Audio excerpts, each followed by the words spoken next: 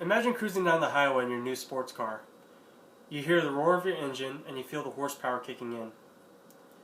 Many people may think that well-built sports cars are only built in America or if they're exotic cars such as Ferraris. But you can never underestimate the feel, power, and handling of a Nissan Z. These cars are not only affordable, but they're also reliable as well. I know from personal experience on how amazing these machines are, as I've owned and drove a total of 3 different variations of the Nissan Z, and I still currently own one. Being a former drifter and drag racer prior to joining the service, I was able to push these cars to the limits and also test their strengths. These cars seem to become part of you and also mold to the driver. With the sporty looking body styles and amazing handling, it's hard not to fall in love with the Nissan Z. Today I will inform you about 3 different variations of the Nissan Z that I've owned.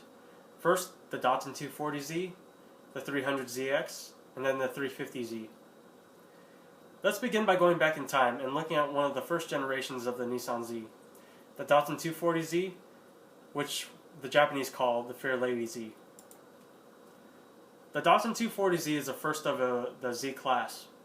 According to Z-Shop Performance, this car was introduced in 1969 and was aimed mostly for the American market. This Japanese car was introduced as an alternative to traditional American sports car. Since many of them were outlawed due to safety restrictions, this opened doors for the 240Z into the racing scene. The 240Z offered performance comparable to the more expensive Porsche 911, and it only retailed at $3,500. Simono from Top Speed states that this car bolsters a 2.4-liter V6 engine that can complete a 0 to 60 sprint in 8.2 seconds and a quarter mile in 15.5 seconds with the stock engine. This engine pushed 151 horsepower, and the car only weighed 2,355 pounds. After looking at the Datsun Z, we can fast forward a few years and take a look at the 300ZX. There are 2 different body styles of the 300ZX, the Z31 as pictured and the Z32. According to Z-Shop Performance, the Z31 came out in 1983.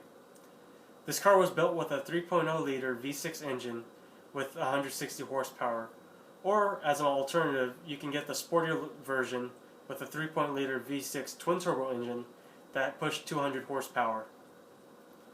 The Z31 also has a signature T-top roof, which can be removed to let air run through the car, just like a convertible. The Z32 was introduced in 1989, and this version upgraded to a more modern-looking body style and got rid of the block look. Nissan decided to get rid of the flip-up headlights on this version and keep the traditional T-top roof. The production of this car ended in the year 2000, and this car has the same specs as the previous version of the Z31. Now that we know some information about the Z31 and Z32's 300ZXs, let's fast forward to a more recent generation of the Nissan Z, which is my favorite, the 350Z. The 350Z was first introduced in 2003 and is the 5th generation in the Z family tree.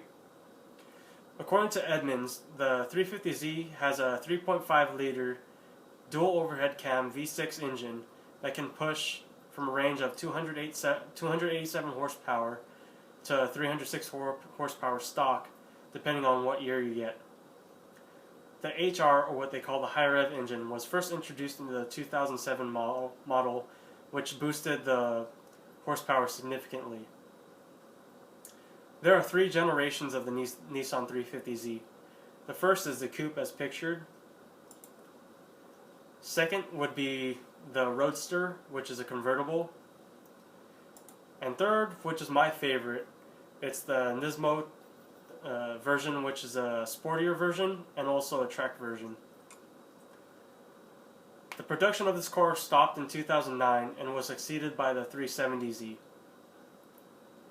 We now know some information about the 350Z. If you're looking for an affordable sports car, I would highly suggest getting this one.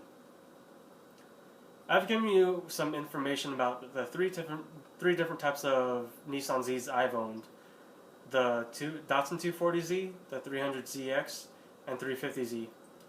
All these vehicles I've owned and can say they're all amazing machines. Just try hopping to any of these cars I've mentioned, and you'll feel the car and yourself build an unexplainable bond as you drive it.